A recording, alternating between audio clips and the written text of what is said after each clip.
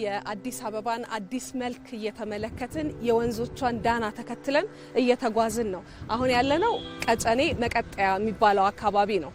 የአዲስ አበባ የወንዝ ዳርቻ ልማት ስራ ሰፊ አካባቢን የሚያካልል የሚሸፍን እንደሆነ ይታወቃል። ያም ቢሆን ግን እንደየአካባቢው ሁኔታ የተለየ ገጽታን የተላበሱ ስራዎች በየአካባቢዎቹ ተሰርተዋል። አዳዲስ የልማት አሻራዎችም እየተቀመጡ ነው የሚገኙት። እዚህ ቀጨኔ መቀጠያ አካባቢ ያለው ሁኔታ ደግሞ ምን ይመስላል የሚለውን ነው ዛሬ የምንመለከተው። ይሄንን መስመር ወንዞችን ይዘን እንጓዛለን። የዚህ አካባቢ ማህበረሰብ አብዛኞቹ በተለይ እናቶች የሚታወቁትና ህይወታቸውንም ለዘመናት ሲገፉ የኖሩት የእንጦጦን ጫካ እንጨት በመልቀም እሱን በመሸጥ ነበረ።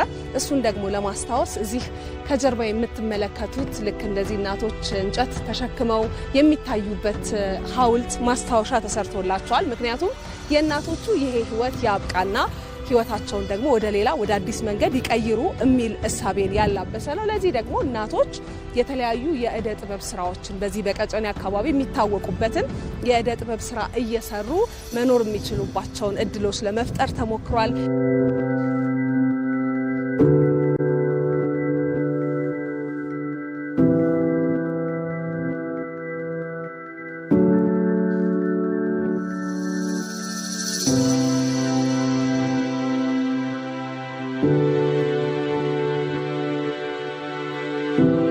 ማህበረሰብ በእርከን ስራቸው ይታወቃሉ።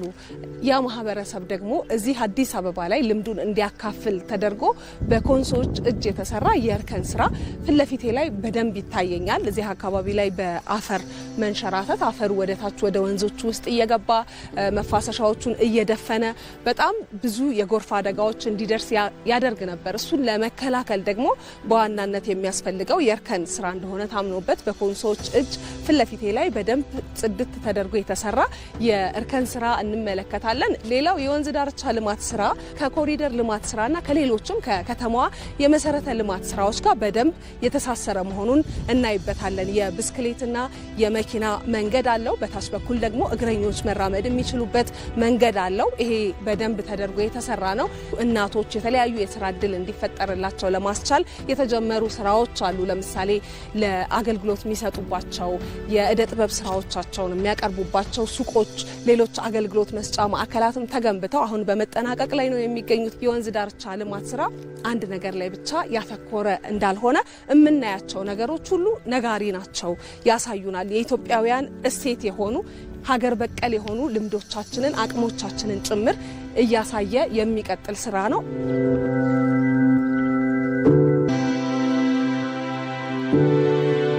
እናቶች የስራ እድል ተፈጥሮላቸዋል፣ ወጣቶች እያልን ነበረ። በተለይ እዚህ አካባቢ ለረጅም ጊዜ የኖሩና ደግሞ በበርካታ ችግሮች ውስጥ ያለፉ ሰዎችም እንደዚሁ እነዚህ እድሎች ተፈጥሮላቸው እንመለከታቸዋለን። ይታዩኛል ስራ እየሰሩ።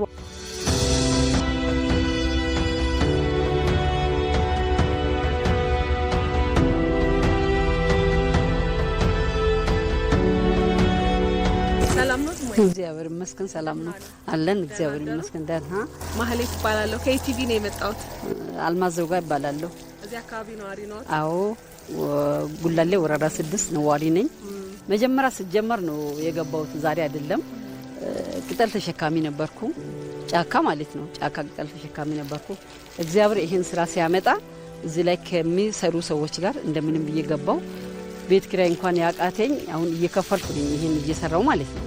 ስለዚህ ይሄ ፕሮጀክት ሲመጣ ለአንድ ለኔ ብቻ ሳይሆን አጠቃላይ ነዋሪ የሆነ ሰው የተቸገረው እየሰራ እየበላ ነው ያለው። እንዴት ነሽ? እግዚአብሔር ይመስገን። እንዴት ናችሁ? እግዚአብሔር ይመስገን። አስቸግርሽ ትንሽ ስራ አላስፈታሽ ነኝ? እሺ፣ ችግር የለም። ይቅርታ እየኮተኮትሽ ነበር። አዎ፣ ነይ ወደዚህ ጋር። እሺ፣ ስምሽ ማን ይባላል? መሰረት ወርቁ ይባላል። ሰላም ነው? ማህሌት ይባላለሁ። እሺ፣ እንዴት ነሽ? ሰላም ነሽ? ደህና ነሽ? እንዴት ነሽ? ምን ያህል ጊዜ ሆነሽ እዚህ መስራት ከጀመርሽ?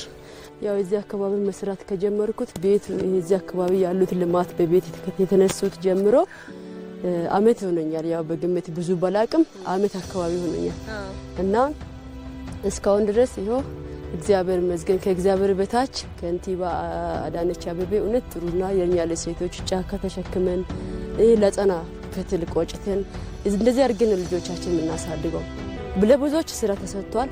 ብዙዎች አሁን ለጸና ቁጭት ትቶ ወደዚህ መልሷል። እዚህ ሰፈር ነው የምትኖሪው አንቺ? እዚህ ነበረ። እዚህ የፋዘር ቤት ነበር። ያው እዚህ ወንዝ ዳር የነበሩት ልጆች እዚህ ጋር ነበር። እዚህች አካባቢ ፈርሶ ነው እንግዲህ ያው እግዚአብሔር ስጣት ሰጣች። ቤትም ተሰጣች። ያው በ75 ካሬ የሆኑት እንደ ደረጃው ሰጣለች። ካርታ ምናምን ሳይኖር የነበሩት ሁላ እዚህ ጋር 4-5 ሰዎቹ ሲያለቅሱ የነሱን ጭምር ቤት ሰጣለች። መጨረሻ ላይ አዋራ ምኑ ሲቦንበት እያለቀሰን እዚህ ውሻ ብቻ ነበር አካባቢ ፈርሶ ግን እንደዚህ ለምቶ እንደሚያማር ብዙ አላወቅም ነበር። እግዚአብሔር ስጣትና ለዚህ ደረጃ አደረሰች። አመሰግናለሁ። እሺ እናቴ በርቺ። እሺ በርትልኝ። እሺ እግዚአብሔር ስጥልኝ። ሰላም ዋሉ።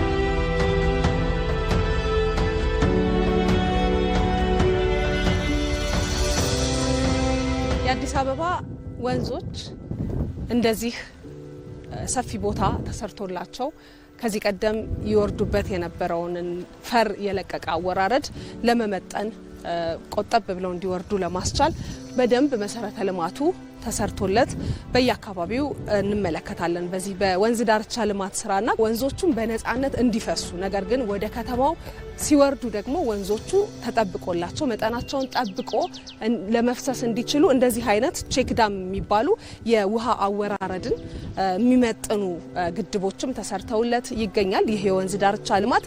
ስለዚህ አሁንም ወንዞቹ በዚህ በተስተካከለ መንገድ እየፈሰሱ እንደሆነ እንመለከታለን። ክረምት ሲሆን ደግሞ የተሻለ ይሆናል ብለን ነው የምንጠብቀው። እያየ ነው ወንዞቹን እየተመለከትን ጉዟችንን መዳረሻችንን እስከ መጨረሻው እናደርጋለን። አሁንም አብረን እንሂድ።